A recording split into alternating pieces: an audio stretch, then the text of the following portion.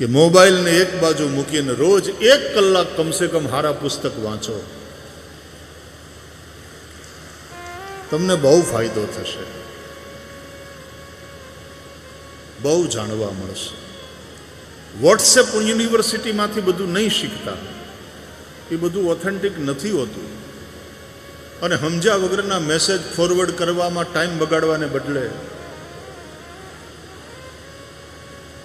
આપણે જે મોબાઈલના ગુલામ થઈ ગયા, એડિક્શન થઈ ગયું છે ને, આપણને મોબાઈલનું એડિક્શન થઈ ગયું છે, એની સામે વાંધો.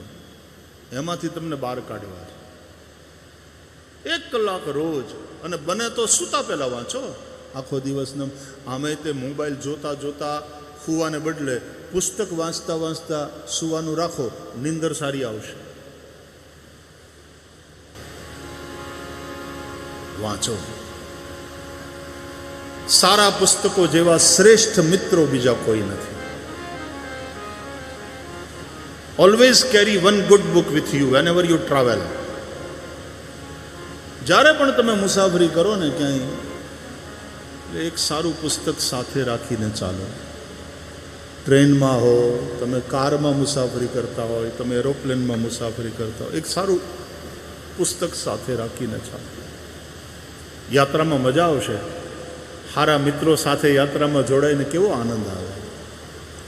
એમ એક સારું પુસ્તક સાથે લઈને યાત્રા કરો. હું કરું છું, હું જે અનુભવું છું એ તમને કહું છું.